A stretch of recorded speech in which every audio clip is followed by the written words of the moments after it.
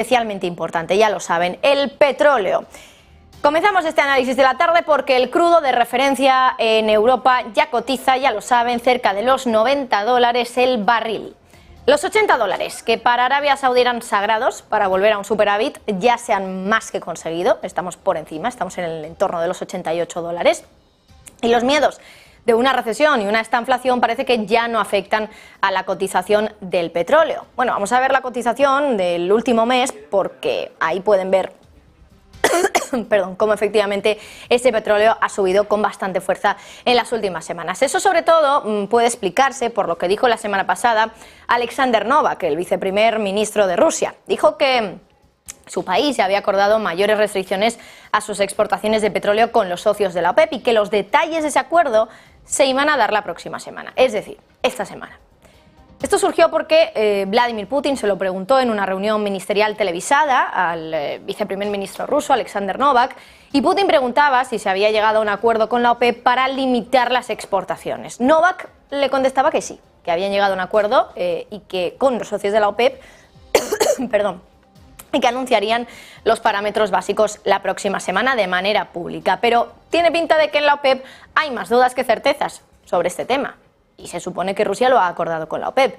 Y es que desde S&P Global Commodity Insights han hablado con un funcionario de la OPEP, que ha hablado bajo condición de anonimato, y el funcionario de la OPEP dice que no sabe nada, que no está al tanto de ningún acuerdo con Rusia y que en cualquier caso para acordar algo así, un recorte de exportaciones de petróleo, haría falta convocar una reunión formal dentro del seno de la OPEP. Recuerden que la próxima reunión del comité que decide sobre qué se hace con el mercado del petróleo, si se aumenta la producción, si se reducen las exportaciones, la próxima gran reunión sobre este tema no es hasta el día 4 de octubre. O sea que desde la OPEP dicen no saber nada del acuerdo del que habla Rusia y sobre el que Rusia ha dicho que va a hablar esta misma semana y que va a dar todos los detalles. Pero pongamos un poquito más de contexto. ¿Cómo está el tema de los recortes en la OPEP? Saben que llevamos todo el año con ello y que Rusia y Arabia Saudí han sido un poco de los máximos exponentes que hay dentro de la OPEP para recortar la producción para que el precio del petróleo vuelva a apuntalar. Es verdad que ambos han reducido la producción y que Rusia sobre todo se ha centrado ahora no tanto en reducir la producción, sino las exportaciones para hacer un daño mucho más quirúrgico al sector exterior y no tanto a su economía doméstica, es decir, bajar las exportaciones para que quienes salgan damnificados de todo esto sean los demás y no nosotros desde dentro, hablando como si fuéramos Rusia, claro. Bueno, ahora lo que se prevé es que el país reduzca su producción su exportación de petróleo en 300.000 barriles diarios en septiembre, desde los 500.000 barriles de agosto, esa ya era la reducción que teníamos durante el mes anterior, y Novak, que por cierto ha supervisado la coordinación de Rusia con la OPEP, ya ha dicho anteriormente que se estaba considerando una extensión de las restricciones hasta el mes de octubre. Eso sí, el que más producción parece haber reducido desde principios de año, ya saben que es Arabia Saudí, el más concienciado con la causa de que el petróleo vuelva a dispararse. De hecho, según S&P Global, Arabia Saudí ya produce menos petróleo que Rusia, y esto ya lo habíamos dicho, ya dijimos que íbamos a ver cómo los saudíes iban a ser destronados por Rusia, al menos temporalmente, en la OPEP, como reyes de la Organización de Países Productores de Petróleo. De momento lo están viendo ustedes en ese gráfico. Así ha sido, así está siendo. Rusia todavía produce más petróleo que Arabia Saudí, que en un momento, y también lo están viendo ustedes ahí, el año pasado era claramente el rey del petróleo de la OPEP, de la Organización de Países Productores de Petróleo. Bueno, pues ahora veremos. Esta semana hay que estar muy pendientes a cualquier posible anuncio. Dice Rusia que se va a producir un anuncio sobre los detalles del nuevo recorte de exportaciones. La OPEP dice que no sabe nada, cosa que es bastante extraña, que desde la OPEP no sepan algo que supuestamente han acordado con Rusia, o así lo dicen desde Moscú. Más cuestiones, más análisis en la tarde de hoy. Nos vamos hasta Estados Unidos, porque ahí está pasando algo interesante también. Fíjense en la cifra que les vamos a mostrar enseguida en pantalla. Bueno, ya se lo voy adelantando yo. 1,6 billones de dólares. Y es que, bueno, eso es lo que ha gastado Estados Unidos este año, en lo que llevamos de año fiscal 2023, por encima de la cantidad que ingresa. Es decir, esto es lo que se viene a conocer como déficit fiscal. Bueno, ahí lo están viendo ustedes en pantalla. El déficit de Estados Unidos se ha disparado este año 2023 porque el gobierno está gastando mucho más dinero del que está ingresando. Para que se hagan una idea, ese déficit se ha más que duplicado respecto a cómo estaba en el mismo punto del año 2022. Entonces, a estas alturas del ejercicio, el déficit rondaba los 800.000 millones de dólares. Bueno, este año se ha duplicado, se ha multiplicado por más de 2 incluso, un poquito más, y está en los 1,6 billones de dólares. Claro, ¿por qué les estoy contando esto? Bueno, pues porque según la teoría económica, los déficits tan grandes, tan abultados, pueden generar todavía más inflación. Así que a muchos se nos pueden encender todas las alarmas y podemos decir, oye, ¿y esto no puede ser que genere más inflación ahora que parece que está empezando a bajar? ¿Y no puede ser una señal de alerta o de alarma para los bancos centrales? Bueno, que el gobierno gaste tanto dinero es una manera de fiscalmente realizar políticas expansivas. Ya lo saben, se pueden hacer políticas expansivas desde la política monetaria o desde la política fiscal. Desde la política monetaria, ya lo saben, bajando tipos. Desde la fiscal, bueno, pues gastando más dinero, porque al final ese dinero acaba estimulando el crecimiento y también, como víctima colateral, pues puede generar inflación. Sin embargo, no parece que esta vez haya sido así, y esta es un poco la excepción que confirma la regla. Y es que desde finales de 2022 hasta ahora, la inflación, ya saben que en Estados Unidos ha bajado. Mientras tanto, el déficit se ha disparado. Entonces ya no funciona eso de que a mayor déficit, mayor inflación. Bueno, pues vamos a explicarles exactamente cuál es el motivo de que esta teoría económica no se esté cumpliendo, por lo menos esta vez. Y es que esta vez no es un gasto excesivo el que está impulsando el déficit, es la otra parte de la ecuación, porque en la ecuación del déficit están los gastos y los ingresos.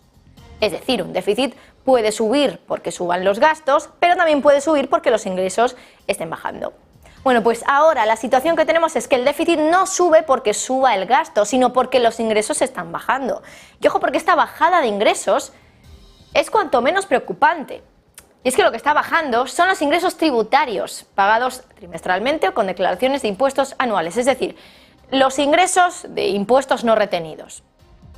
Para que se hagan ustedes una idea con cifras directamente, esos ingresos tributarios han bajado un 26% en lo que va de año, un cuarto, respecto a lo que teníamos en 2022. Bueno, si lo ponemos en números absolutos, por saber de cuánto dinero contante y sonante estamos hablando, 278.000 millones de dólares. Bueno, y es que ya saben que cuando hay inflación pasa todo lo contrario. Los ingresos por impuestos del gobierno se disparan. Eso lo hemos contado aquí ya alguna vez en Negocios Televisión, porque se calculan sobre una base, sobre un precio que ya ha subido. Es decir, un 25% de 10 no es lo mismo que un 25% de 20, lógicamente. Por eso, cuando la inflación sube, el gobierno, en cierta medida, se ve beneficiado de esa subida de la inflación porque también le suben los ingresos por recaudación de impuestos. Bueno, en 2021 la inflación hizo también que los mercados financieros se dispararan. Y por eso ese año, con todas las ganancias que también se habían obtenido por parte de los contribuyentes, pues aumentó la recaudación fiscal. De hecho, se llegó a disparar a un récord. Pero claro, en 2022 tenemos subida de tipo, los bancos centrales, la Reserva Federal se pone a actuar con respecto a lo que estaba sucediendo con la inflación, sube los tipos, el mercado se desploma y claro, también lo hacen, por ejemplo, las ganancias de capital. Por eso los impuestos que recauda el gobierno con esas ganancias de capital también bajan. Bueno, de momento solo les estamos hablando del lado de los ingresos, pero lo cierto es que en el lado de los gastos también ha habido algo que se ha disparado, ¿eh? No es del todo cierto que es que solo estén bajando los ingresos y los gastos no hayan subido. El gasto ha subido, pero sobre todo una parte de ese gasto. El gasto por el pago de intereses sobre la deuda, que también ha subido por culpa de la inflación. Ha subido la inflación, suben los tipos y suben los intereses que paga el Estado sobre su deuda. Bueno, ese gasto se ha disparado un 23% respecto al año anterior. En términos absolutos son 136.000 millones de dólares más que se ha gastado Estados Unidos este año que el año anterior por el pago de intereses de deuda. O sea que el gasto sube por pagar intereses de deuda, los ingresos bajan porque la subida de tipos y la menor inflación ha hecho que se paguen menos por impuestos, con lo cual esto es un hecho especial. La subida del déficit, que lejos de hacer que la economía tire, nos sugiere todo lo contrario. Y es que, ¿qué le puede pasar a una economía cada vez que ingresa menos, pero gasta más en pagar intereses de deuda? Que literalmente ayuda cero a que su economía se expanda. Bueno, pues lo que hace es que se desacelere. Y eso ha ocurrido. De hecho, en el segundo trimestre, el crecimiento del PIB de Estados Unidos ha sido 0,8 puntos porcentuales menor porque el estímulo fiscal del COVID, del coronavirus, ya no está impulsando la economía como, bueno, pues lo hacía en años anteriores. A largo plazo, ¿qué se espera? Pues que esta situación todavía empeore más, que haya más déficit. De hecho, la Oficina del Presupuesto del Congreso espera que los déficits sigan creciendo, alcanzando el 7,3% del PIB en 2033. Esto es un aumento del 5,5%, desde el 5,5% que teníamos el año pasado. Un aumento de casi 2 puntos porcentuales, del 5,5 de 2022 al 7,3 que se espera en 2033, es decir, de aquí a 10 años. Lo que se proyecta también es que el gasto en intereses netos de la deuda aumente y que ya suponga el 3,7% del PIB durante ese mismo periodo. Esto contrasta también con el 1,9% del año pasado, de 2022.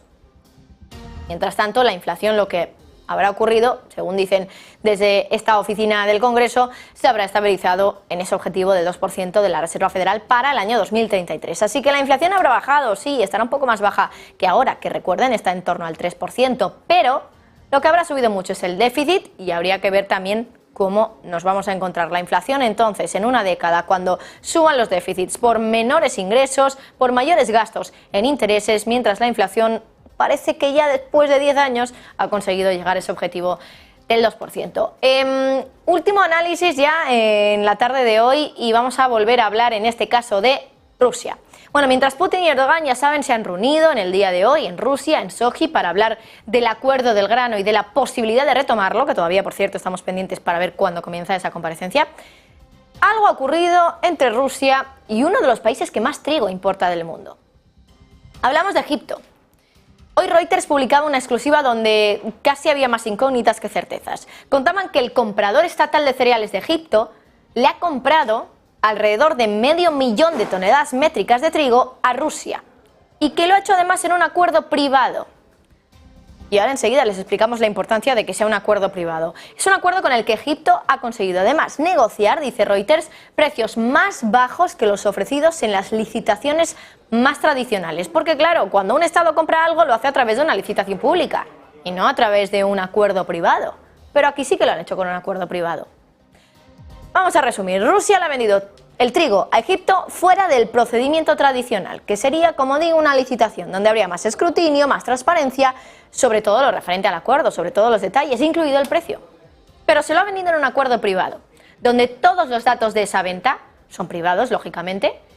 Y bueno, aunque es verdad que dicen desde Reuters que ellos han obtenido la información de que el precio de ese acuerdo ha sido una de las grandes claves de la venta.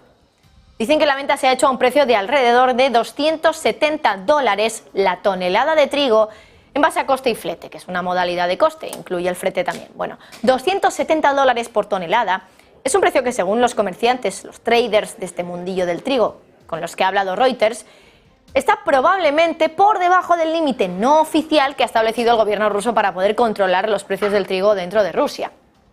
Y es que si nos fijamos en otras transacciones que han hecho proveedores rusos este fin de semana, el viernes, sin ir más lejos, habían presentado ofertas de venta de trigo donde el coste, incluyendo fletes también, superaba los $270 por tonelada.